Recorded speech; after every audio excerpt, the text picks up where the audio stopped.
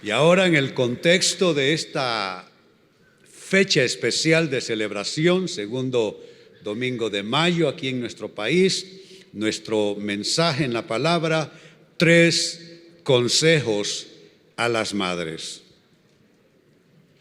Porque si bien es cierto, amados hermanos, ser madre es algo sublime, algo especial, único, singular, no significa que la madre no cometa errores. Y eso es lo que se da en muchos casos: un profundo amor por los hijos, por su hogar, pero a veces, en razón de que no hay ser humano perfecto, también la madre, tan especial y sublime en su persona, en su vocación, también comete equivocaciones como cualquier otro humano. Por tanto, en ese propósito, nuestro mensaje: 3 consejos a las madres. Y el primero de ellos: madres, establezcan bien sus prioridades. No hay duda que una madre ama a sus hijos, a su familia, a su esposo si lo tiene. Pero tampoco hay duda de que las prioridades pueden tergiversarse a pesar del amor. No obstante amar profundamente, una madre puede desarreglar el orden que es el ideal, el que propone Dios, y con eso, sin proponérselo, generar conflictos en sus vidas. Qué importantes las prioridades bien establecidas, sobre todo en nuestra época, amados hermanos y hermanas, con la difícil subsistencia económica, lo difícil que es criar hijos, pagar cuentas, en medio estas madres de una sociedad machista, donde hay muchos hombres irresponsables que, perdonen la expresión, ponen los hijos y luego actúan irresponsablemente. Qué importantes las prioridades bien establecidas. En la primera carta de Pablo a Timoteo, capítulo 5, verso 8, se lee lo siguiente: aquellos que se niegan, y escuchen el concepto, cuidar de sus familiares. Es tan amplio, no es sencillo, no es simple, es complejo cuidar uno a sus familiares. ¿Cuántas veces quien les habla en esta mañana, tratando de cuidar a su familia, más bien cometió errores? Porque en nombre del amor, en nombre del compromiso con nuestras familias, también cometemos errores. Y noten, quienes se niegan a cuidar de sus familiares, especialmente los de su propia casa, han negado la fe verdadera y son peores que los incrédulos. Ahora bien, debo aclarar lo siguiente: esta negativa en muchos casos es involuntaria. La mayoría de padres y madres de familia que no están cuidando bien a sus hijos, a su familia, no es en razón de maldad, ni siquiera es razón de irresponsabilidad, sino más bien de prioridades mal establecidas.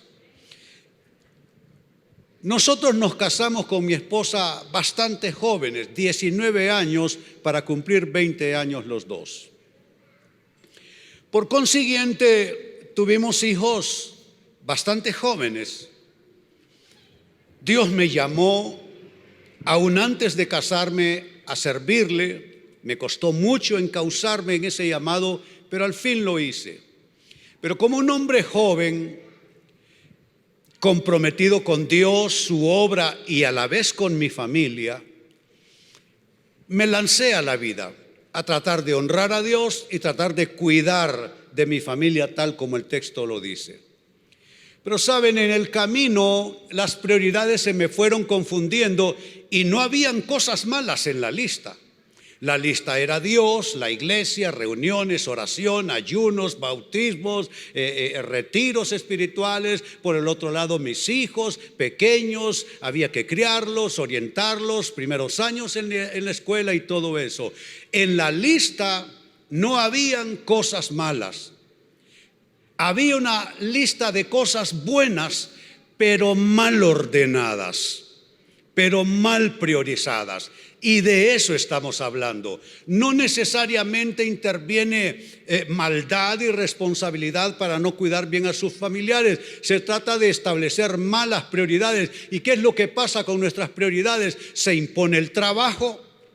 Mi hora normal de llegada a mi casa eran las 10 de la noche. Mis hijos se acostaban a las 7 de la noche.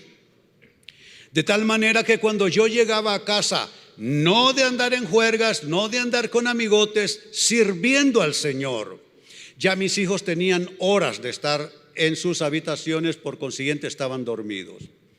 ¿Sabe? La vida fue mostrándome que aunque en la lista de mis compromisos de vida, en esa lista todo era bueno, el problema es que todo estaba mal ordenado. Estaba dándole más tiempo a las cosas del trabajo, del ministerio y del llamado, más tiempo del necesario, del requerido, y le estaba robando tiempo a mi esposa, robando tiempo a mis hijos, y al final eso comenzó a mostrarse como una especie de alergia, y se comenzaron a mostrar los problemas producto de una mala priorización de vida. Y si eso le pasa a un hombre que ocupa el púlpito desde sus años 20, dudo, en ninguna manera, no lo dudo, que eso esté pasando también con muchos padres y madres de familia. El trabajo se impone, pagar las cuentas se imponen, a veces los amigos se imponen, a veces costumbres se imponen. He visto gente que por un partido de fútbol abandona a su familia y por ese mismo partido de fútbol tampoco viene a la iglesia. Prioridades. Yo quiero animar a esta congregación, no solamente a las madres, nosotros los varones también. Les invito a preguntarnos cómo están ordenados nuestros compromisos de vida, nuestras prioridades de vida. La vida ejemplar de Timoteo, ya que él es el destinatario de esta primera carta a Timoteo, la vida ejemplar de Timoteo anuncia con toda claridad de que es posible que una madre a solas pueda tener éxito en la formación de un hijo. Timoteo fue un producto, usando mal el término, Timoteo fue un producto extraordinario.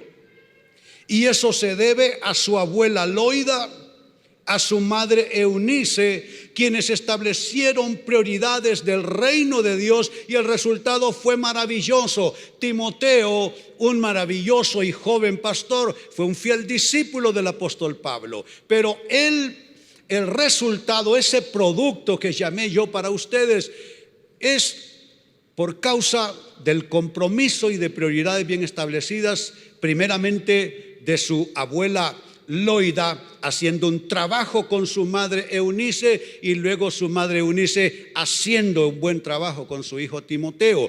Y no es que no había un hombre. El padre de Timoteo era un hombre griego no devoto, y que tuvo cero participación y cero efectos en la vida de Timoteo. Todo fue producto de estas dos mujeres, y eso prueba que aún estando a solas una mujer puede establecer prioridades, puede luchar por el bienestar de su familia. Y hay mujeres aquí sentadas que nos honran con su vida, su historia, su testimonio, que han demostrado que a solas pueden sustituir al varón que no está por distintas razones, y pueden hacer un trabajo maravilloso en sus hijos. Aplausos para esas madres.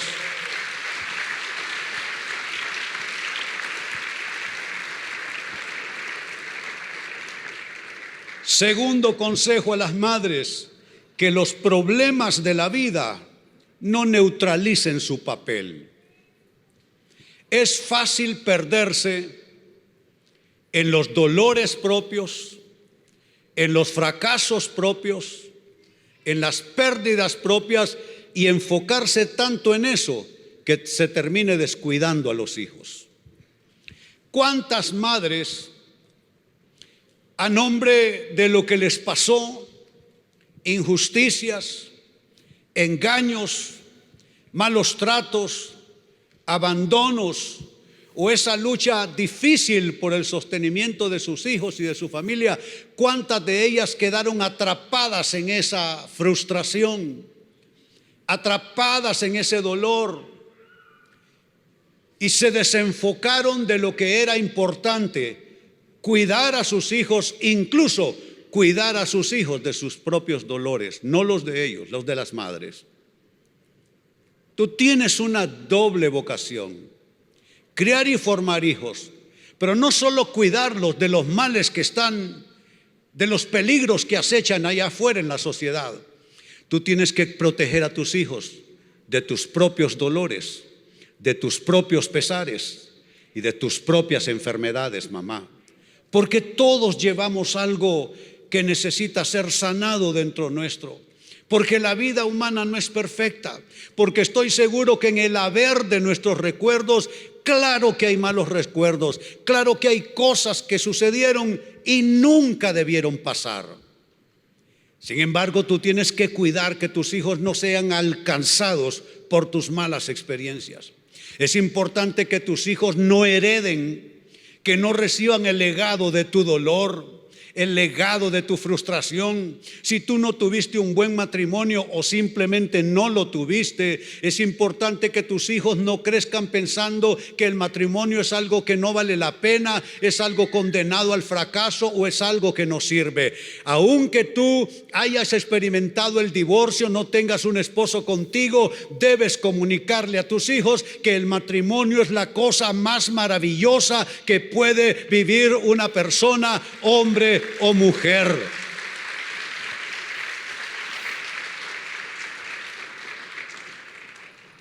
Entonces, que los problemas de la vida no neutralicen tu papel. Siempre en las cartas de Pablo a Timoteo, segunda de Timoteo capítulo 3, versos 14 y 15 dice: pero tú debes permanecer fiel a las cosas que se te han enseñado. Sabes que son verdad, porque sabes que puedes confiar en quienes te las enseñaron. Desde la niñez se te han enseñado las sagradas escrituras, las cuales te han dado la sabiduría para recibir la salvación que viene por confiar en Cristo Jesús. Un pastor le escribe a su discípulo. Eso es importante, eso es profundo. Un pastor le escribe a su discípulo.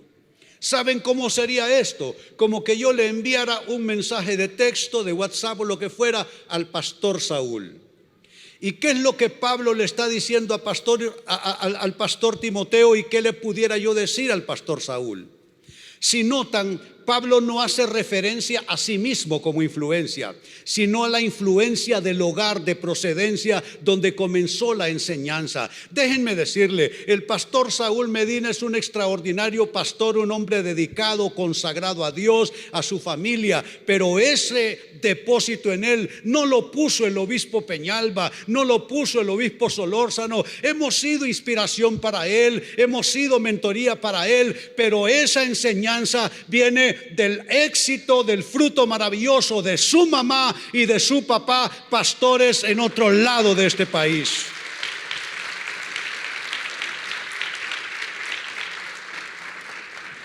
Entonces Pablo no se está arrogando un mérito, un crédito que no le corresponde.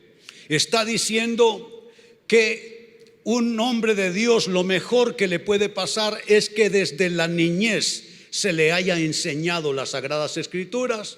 Tengo aquí bebés que tuve en mis brazos cuando fueron presentados al Señor, convertidos en muchachitas bellas, jovencitos maravillosos. ¿Y quién les enseñó?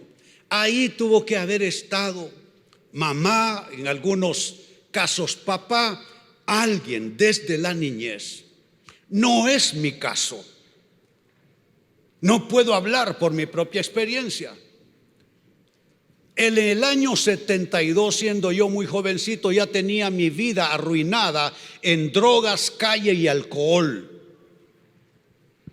En una vida de desperdicio, fugado de mi casa. Ni en el ejército me pudieron contener mi afición a las drogas. Estuve en el ejército 8, 9, 10 meses. No me pudieron contener. Y sabe, no es lo mismo agarrar a un muchacho con caminos torcidos y tratar de inculcarle el evangelio que agarrarlo pequeño y sembrar en sus vidas la palabra de Dios. Y mire, no hay pandemia, ni hay excusa, ni hay trabajo, ni hay nada. Usted debe traer sus hijos a la iglesia y usted debe enseñarles a sus hijos la palabra de Dios allí en su casa.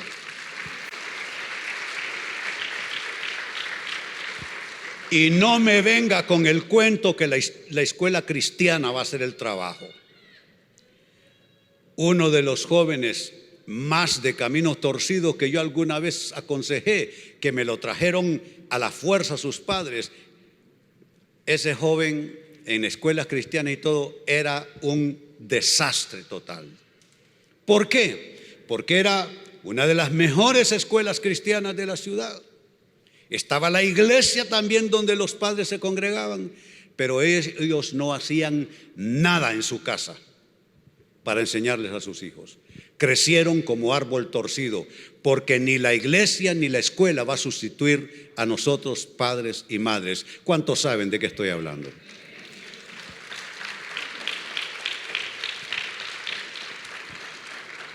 Pues de nuevo vemos el ejemplo de Timoteo en esta escritura.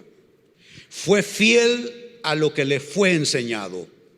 Su madre, a pesar de no contar con un esposo devoto, logró esculpir bien la vida espiritual de su hijo Timoteo. Por tanto, no hay excusa. No hay excusa. Y un tercer y final consejo a las madres en esta fecha especial. Madres, busquen discernimiento respecto al plan de Dios para sus hijos.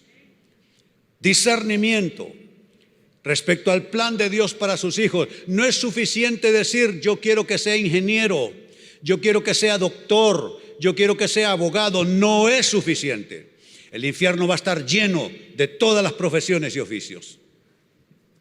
Discernimiento, ¿qué quiere Dios para la vida de este hijo? Antes de que él o la niña tengan algún discernimiento sobre quiénes son ellos y cuál es su llamado y vocación, mamá, y si está papá también, deben comprometerse. No con discernir una vocación profesional o académica. No, para discernir un llamado de vida, una vocación de vida. Un magnífico ejemplo, ya que he hablado de madres, es la madre de Jesús, María. Dice en Lucas capítulo 2 versículo 51: luego regresó con sus padres a Nazaret. Es el episodio cuando, estando él ya preadolescente, se les extravía en Jerusalén. 3 días buscando al muchacho inquieto. Lo encontraron debatiendo con los doctores de la ley.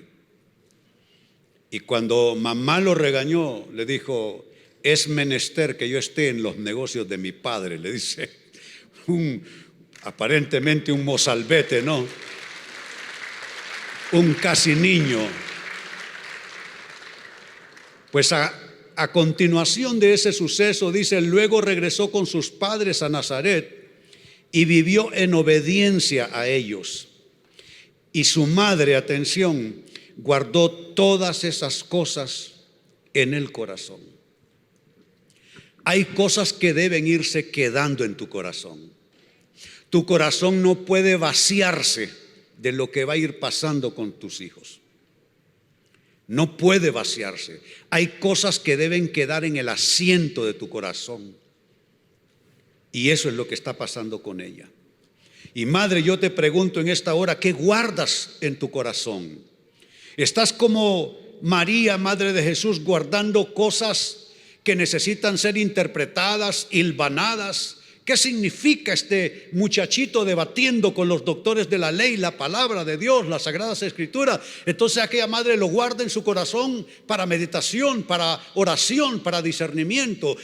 ¿Quién es este hijo mío? Y sabe, una madre puede discernirlo.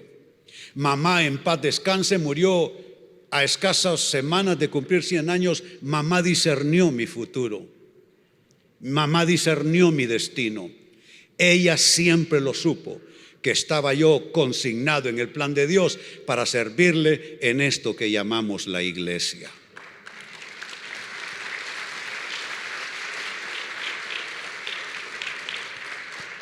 Por tanto, ahí está la pregunta: ¿qué guardas en tu corazón? ¿Guardas amarguras o el diseño divino para tus hijos por el cual tú, madre, debes luchar?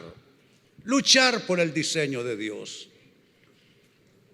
María no solo guardó con discernimiento las marcas, las evidencias de quién era su niño, de quién era Jesús, también defendió el plan divino para su hijo. Y defendió el plan divino para su hijo hasta el momento de la cruz. Mamá estuvo a mi lado hace 25 años casi, donde por cosas de la vida de nosotros los humanos, pasé a un capítulo amargo, difícil, donde aparentemente miraba destruida mi ministerio de más de 20 años. Mamá estuvo a mi lado para darme fortaleza, y no solamente a mí, también a sus otros hijos que estaban, uno de ellos en el ministerio hasta que falleció. Sabe, una madre debe defender el llamado, la vocación, pelear en oración para que este hijo no te lo arrebate el demonio y para que Dios cumpla todo buen propósito en su vida. Bendito sea Dios.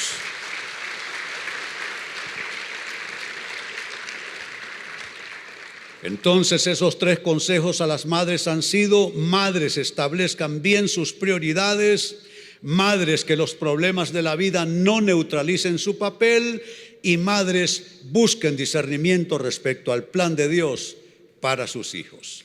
Les invito a estar de pie, y definitivamente la invocación a Dios tendrá como centro y como corazón las madres que nos acompañan en este momento. Y quiero animarles a todos aquellos que no tienen condición de madre, ya sea por no tener todavía la edad o un hogar, o los varones, acompáñenme y oremos todos por cada hogar representado aquí,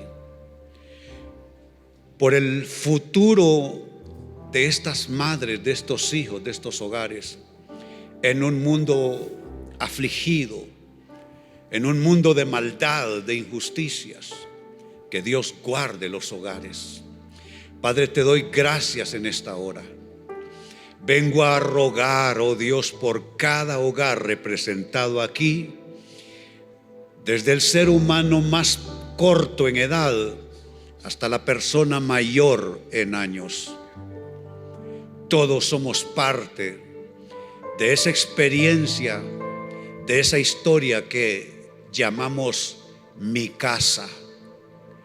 No todos han tenido una experiencia buena respecto a lo que pasó en su casa. Algunos llevamos los frutos de la disfunción relacional de los padres. Otros experiencias duras que se tuvieron que vivir en ese hogar de procedencia. Pero no importa. La palabra de Dios, cuyas promesas son sí y amén en Cristo, tienen grandes cosas para esos hogares. Alcen sus manos. Yo pido que el Señor provea lo que ustedes están necesitando en sus hogares. No solamente las madres, incluyo a los varones. Pido que Dios provea lo que en esta temporada estén necesitando. ¿Qué es lo que falta ahora mismo? ¿Qué es aquello por lo cual están luchando en oración, pidiéndole a Dios? Pueden ser cosas materiales o cosas inmateriales. Pueden ser asuntos tangibles, pero puede tratarse de necesidades intangibles y no menos importantes. Hoy vengo a bendecir los hogares y a pedir que Dios venga a nuestro encuentro para sanar lo que está enfermo, para enderezar lo que todavía está torcido y para hacer que todo aquello que aparentemente se ha perdido sea recuperado por el poder de Dios. Sea la paz en nuestros hogares, sea la concordia en nuestros hogares, haya salud en nuestros hogares, haya provisión en nuestros hogares, haya perdón en nuestros hogares, haya reconciliación en nuestros hogares, haya discernimiento en nuestros hogares y haya una historia que valga la pena. No importa lo que pasó, no importa el antecedente, una buena historia por causa de la fidelidad de Dios. Así bendecimos sus hogares en el nombre del Padre y del Hijo y del Espíritu Santo. Decimos todos amén y le damos gloria y le damos alabanza a Él. Aleluya.